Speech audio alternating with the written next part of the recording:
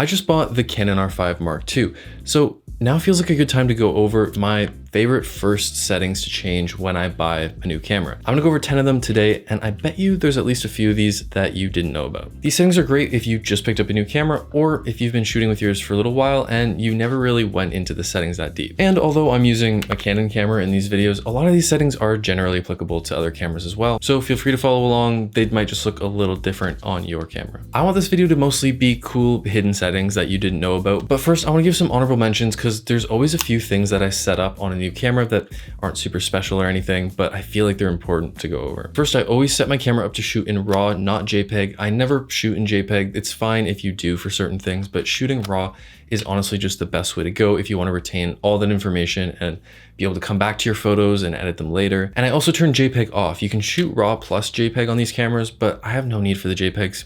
I just keep the RAWs. And I also set up both cards to shoot redundantly, which means as soon as I take a photo, I have a backup copy on the second card. I also make sure my clock is correct. I use my phone to sync it up. And before a big shoot, I'll sync up all of my cameras so that they're exactly at the same time. I always turn off the focus beep sound. I don't know why that's on by default. It's annoying and unnecessary. That goes off no matter what. And for video, I turn on C-Log 3, or in this camera's case, I can do C-Log 2, which is awesome. I just always shoot in C-Log no matter what, so I set that up. All right, now for the cool secret stuff. Number one is custom file names. This is helpful for when you're trying to distinguish between cameras in post, but it also just looks a lot cleaner. I like to use WD_A and WD_B for my A cam and B cam. Copyright info. This is one every photographer should do. You can add your information to the camera, like your name and business name and anything else really that you want to put in there, and it will get baked into the metadata of every photo that you take. Now, this is by no means a foolproof way of preventing your photos from being stolen, because the metadata can always be removed, but it doesn't hurt and it's nice to have. Now for our first custom button, setting the shutter to shoot video. This should be something that's just turned on by default. I don't know why it's not on Canon cameras.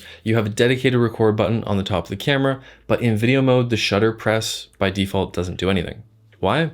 I don't know, but I find it a lot more convenient to start a video recording, especially when shooting handheld, to just hit the shutter button to start the video. So I turned that setting on. Our next custom button is actually 3 custom buttons, and that's setting up for video, zebra, false color, and focus peaking. These are 3 different view modes that help you with your focus and exposure. Zebra highlights any overexposed areas of your image. Focus peaking highlights the edges of what's in focus, so it's easier for you to manual focus.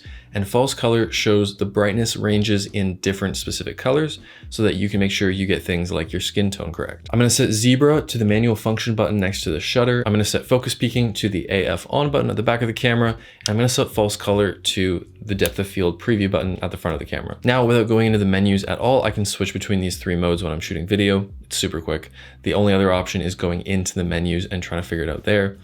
Now you don't need to. On-screen info. This is very much a preference thing, but I like to have my level and histogram as an option on my screen. I don't have them up 24/7 because they block a lot of the image preview, but being able to level your shot properly and also making sure your exposure is correct is really nice. So I turn those on to have as an option when I'm flicking between the info screens. Camera Connect. Canon allows you to remotely control your cameras from your phone, and you can even transfer over RAW files to edit on Lightroom Mobile on your phone if you want. So I always make sure I set this up on my camera. I go through the menus, you need to do the thing on the phone, connect over Bluetooth and then Wi-Fi, and then you're good to go. But once I have this set up, I actually turn off the Wi-Fi and Bluetooth on the camera. I think they draw some power when they're just sitting turned on looking for a device to connect to, and I don't feel the need to use it very often, but it's nice to have when I do want it. So I set it up and then I turn it off so it doesn't drain the battery. Custom camera name. This goes along with the connecting. This is mostly just for when you set your camera up and it creates a Wi-Fi for your phone to connect to. But I like to give my camera a name. I just call it Wills R5, and then I have Wills R6. Easy to tell the difference between the two. Now let's talk about custom shooting modes. Custom shooting modes are a great way to set up if you have a few specific settings that you use all the time. For instance, when I'm in my studio space filming these videos, I'm always shooting in C-Log 3 at 24 frames per second. My shutter speed is at 1/50th of a second, aperture at f2.8, and ISO at 800. Every time. So if I know that's going to be the case, I can set that up as one of my custom profiles so that I can just click to it really quick and then I'm good to go I don't have to think about anything else. I can also set up these other two modes to be one for 60 frames per second and then one for 120 frames per second, so I can easily switch to slow motion. The other option, again, is going back into the menus to turn on slow motion. So it's kind of nice to just have a one-click slow motion option. Custom menus. This is one I think a lot of photographers underutilize. Generally, all these tips that I'm giving you revolve around the idea of spending less time in the menus, having the things that you use frequently be quick buttons or right on your screen so that you can just get to them right away without having to dive into all the menus. But no matter how hard you try, you'll still find that you need to go into the menus for certain things every once in a while.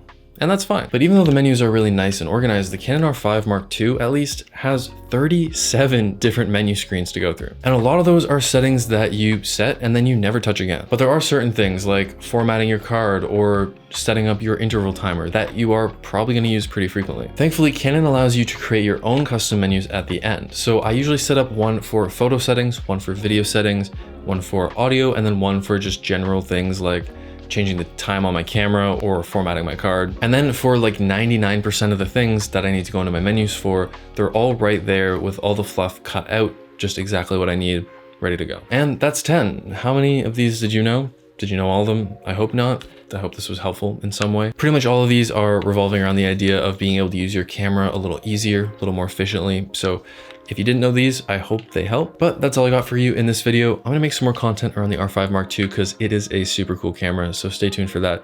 But thank you guys for watching. I'll catch you in the next one.